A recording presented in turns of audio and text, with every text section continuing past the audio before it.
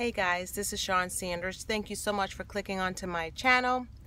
Please subscribe, thumbs up, and tell a friend. So it is still Jumpstart January.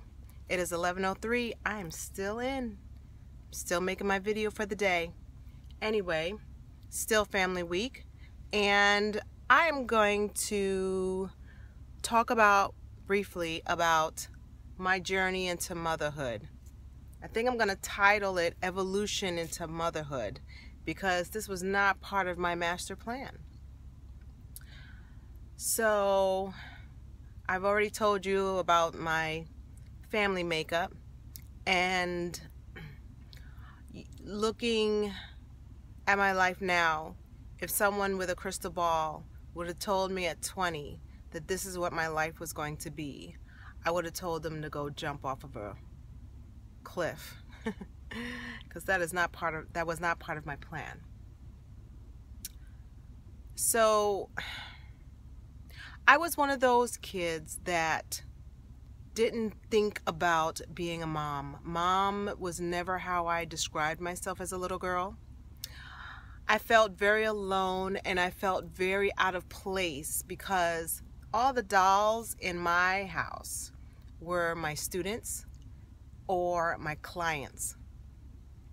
I was an attorney and the dolls were clients.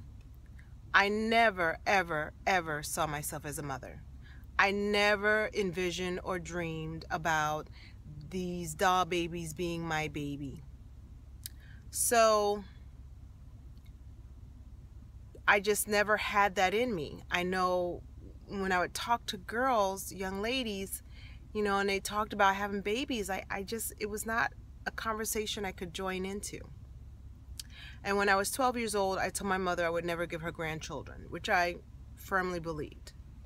And when I got into the dating portion of my adult life, everything hinged on whether a guy thought about his life having family. Incidentally, my husband didn't want to have any children.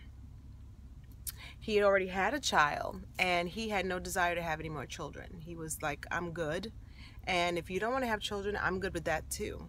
So he was really the first person who got my vision for my life and was okay with it for himself. Fast forward, my first phase into motherhood was helping raise my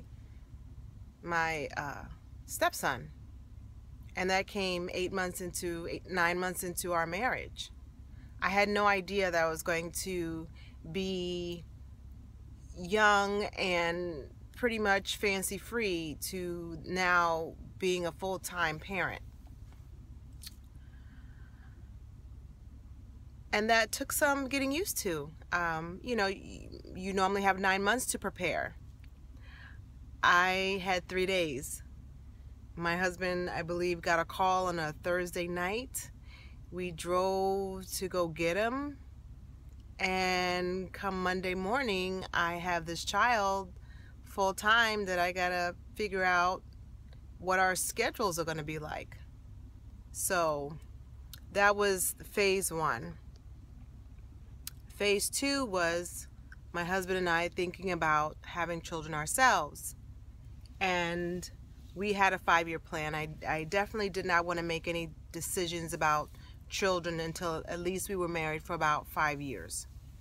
And when that time came, that really was an evolution of its own. I was still in the military in '96. I had a year left. I was going to get out. I made a decision to get out. And my husband was in real estate, and we thought that it would be easy on both of us that we weren't transitioning at the same time. Me trying to transition out of the military and him trying to transition into another state, trying to build back his business. So we were separated for 11 months. He moved to Indiana 11 months before I was getting out, so he could reestablish his career. And this was before Skype, before email was commonplace, before everyone had a cell phone. There was no texting. So, you know, getting off work and trying to reach somebody was very difficult. If they weren't home, they weren't home. And then, of course, I was working, and we had our own different schedules. And so it would be days that we would talk to each other. And it gives you a lot of time to think about your life and what you want your life to be. And the truth of the matter is that I really hadn't thought about or dealt with the real feelings or the real reasons why I didn't want to have children. And a lot of them were valid. I think from the beginning of being into the foster care system, I think I bought into the lie or the tape that was playing in my head, that I didn't have the tools to be a nurturer, that I wasn't lovable, that I wasn't enough. I took the idea of motherhood very seriously. I didn't think that I had it in me to make the sacrifices to be a good mother. I didn't think that I had the nurturing, because it wasn't anything that I considered. You know, I didn't think like other girls. And so it really boiled down to, am I going to let the tapes in my head rule potential happiness? Am I going to buy into the idea that I'm not enough? And after some soul searching, the idea of regretting not deciding to create a family with my husband, or the fear of that, I just didn't feel that I had a valid reason. And that came over time. Now, make no mistakes. If we never had children, I probably would still have been very happy. But I would say that that changed over time. I softened over time. And then, of course, I couldn't say that I didn't have a nurturing portion, because I was helping him raise his son. So that kind of debunked the myth that I didn't have what it took to be a nurturer. So that's something to really think about when you're thinking about those types of things, the lies that we tell ourselves as mothers, or as parents. So, and then I mother a lot of children in my house. In the summertime is not uncommon. I'm the house that has 20 kids in the driveway, because we have one of those basketball hoops, and it's a stationary one. It's in concrete. And so my kids have kids at the house all the time. And so I'm mothering other people's children as well. You know, I want my house to be a safe place. I want to know who my children's friends are, and that, you know, my house is a safe house. So that's motherhood in a nutshell. It's ever changing. I have teenagers now.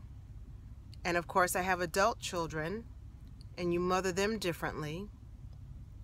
And I tell my kids all the time, you know, I'm growing as they're growing.